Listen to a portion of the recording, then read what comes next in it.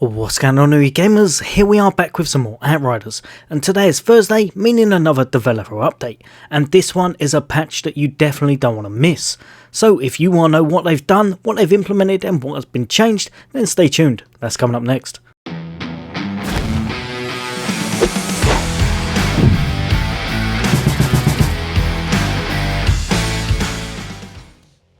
Welcome back all you guys and girls, as always, for all things gaming, for all things Xbox, and of course a lot of the latest and greatest Xbox content and more gaming content on the way, then why not hit that subscribe and bell icon. But for now you're here to see what exactly they've done in the latest update for Outriders. And I must admit, finally this one is actually a bit of a doozy.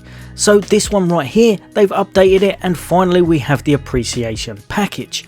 With this you will get one of 46 randomly god-rolled legendary weapons, and it will be one that you have not obtained, so fingers crossed if you haven't got that death shield or if you haven't got one of the weapons you're after, it will be one of those and to a very high stat roll. Next up you'll get the frustration emote, which they kind of said they'll be giving away a long time ago. It's now there and they've chucked it over to everyone. Finally you'll be getting some titanium resource. Obviously this is nice, it's not going to break the bank as such, because if you've been playing a long time you've probably got an absolute abundance of this, but it is a freebie, so finally at least we have the appreciation package. Now what I'm going to do is cover a few of the things they're saying they're looking into, a couple of the things they've done, and honestly stay to the end because there is so much to cover in this one, and a lot of good things, which they very much needed. People Can Fly have not been kind of held in the best regards by the community lately. This patch right here is definitely a step in the right direction. Now the main reason for that is that they've applied quite a few buffs. There are some buffs that have been implemented in game already and are really going to make things much easier, especially if you're struggling with mitigation or just staying alive in general as well. Now another thing they've done is they're looking into the damage reduction mechanics even more, just in case there is an issue that they're not aware of. A lot of people, myself included, still think there are, so hopefully they'll find out the cause of this very shortly, maybe by the next week's patch. Now delving into the appreciation package, you will get a random god-rolled legendary weapon which you have not previously obtained on any character. So fingers crossed that will really help you out if you're struggling to get one item. If your inventory is full, please check the stash, as they said the legendary should get chucked straight into there. If both your inventory and stash are full, the inventory weapon will appear when you next free up inventory space and restart the game, which is really nice. I don't 100% know how that's going to work, but if that does work, that's absolutely amazing for anyone who's kind of missed this update altogether. It also says if you have already previously found all weapons, your character will be granted the rarest weapon for their class. Meaning that basically there'll be a lot more death shields and the like that people definitely will have to god roll status, or whatever one is best for their class. It also says if there are any errors and you've received a duplicate weapon, so it looks like they can have got things a little bit wrong, so we'll see how that goes down. Please sit tight, we're looking into this as a matter of urgency, meaning that they're going to try and rectify that if they've made any boo-boos. One thing to note, it says a game restart may be required in order to appear. So basically if you haven't got that, try and restart your game and see if you get the appreciation package in full. Now the main thing I'm going to go over is the balancing, or mainly should I say the buffs. They've actually put on the Twitter post no nerfs have been implemented, meaning they're trying to make people a little bit more appeased. And pretty much we need some buffs definitely in this game. Now one of the biggies for myself, if you've been watching my content, and I have said this in abundance, they've boosted the health on armour.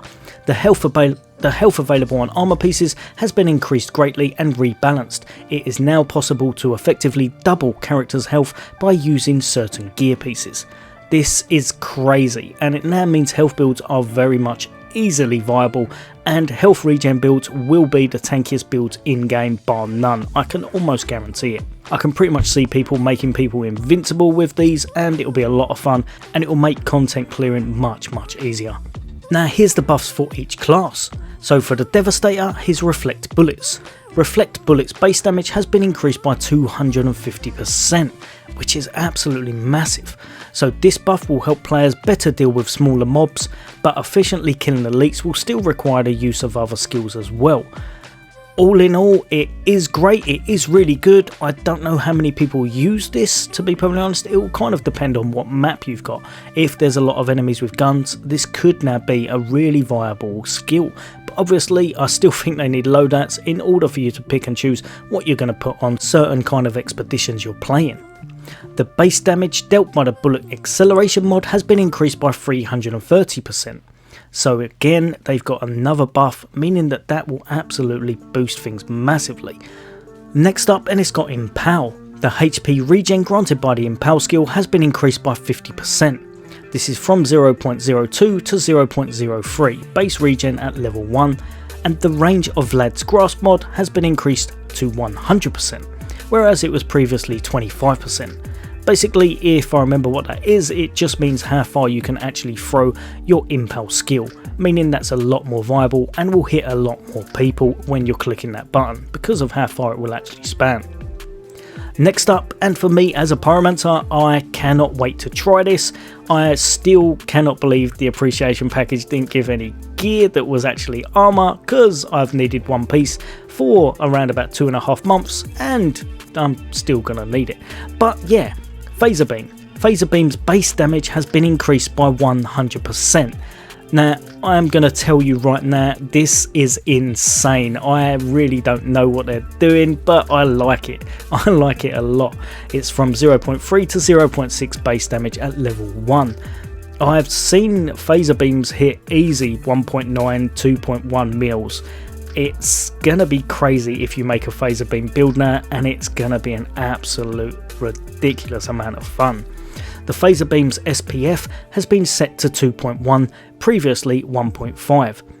SPF, if you don't know, because I didn't know, it controls how much the Phaser Beam skill benefits from status power. Basically meaning that you're going to get a lot more burn effect going on, you're going to have a lot more status power affecting that skill. It basically means Phaser Beam is going to be an absolute beast. I can see a lot of people putting this into their build, and it will be one of, if not the strongest kind of move for the Pyromancer now. A real lot of fun, definitely worth a try with these changes. Next up, and it's got Volcanic Armor mod's damage reduction has been increased to 65% for both anomaly and physical damage. Previously this was 50%, meaning that you've got an extra buff on that.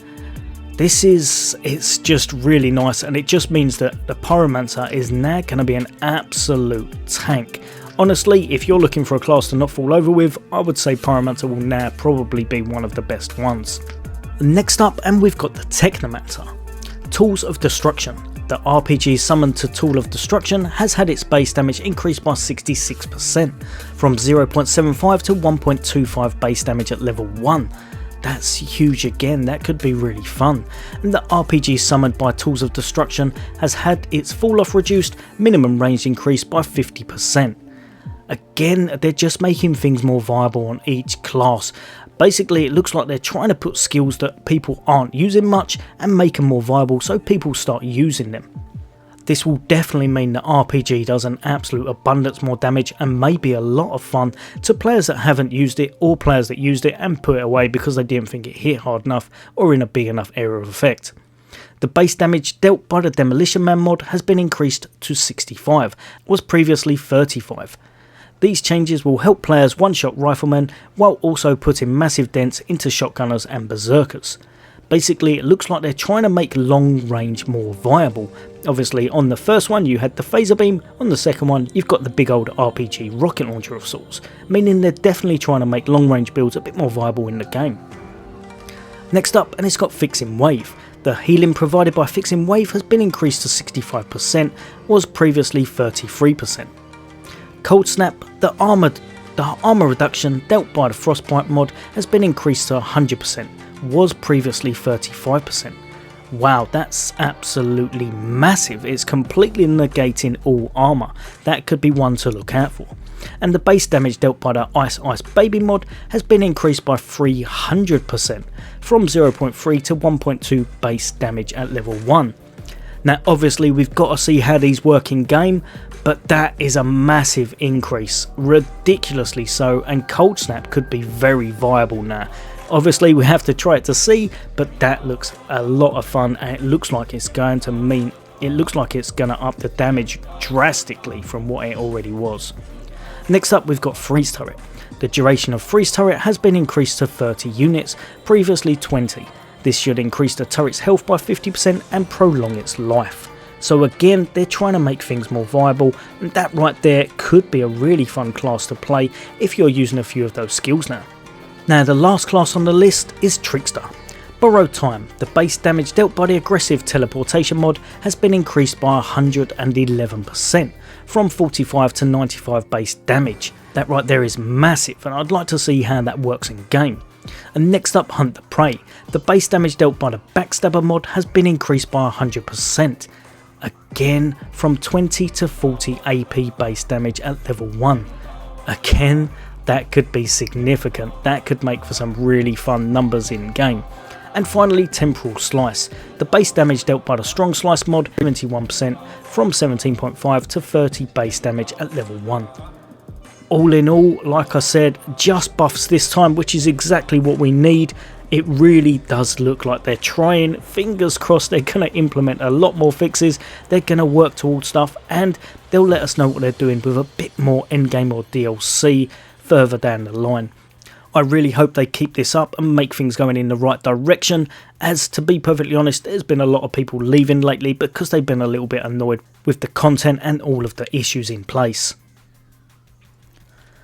Alright guys and girls, that's all from me today. Apologies for this one being a bit late. I've had loads on with trying to cover about 2 or 3 games at once, as well as Phantasy Star Online 2 New Genesis, but I hope this has helped a few of you out, and why don't you drop a comment if you've got something really nice in your appreciation package. Fingers crossed you all get what you need.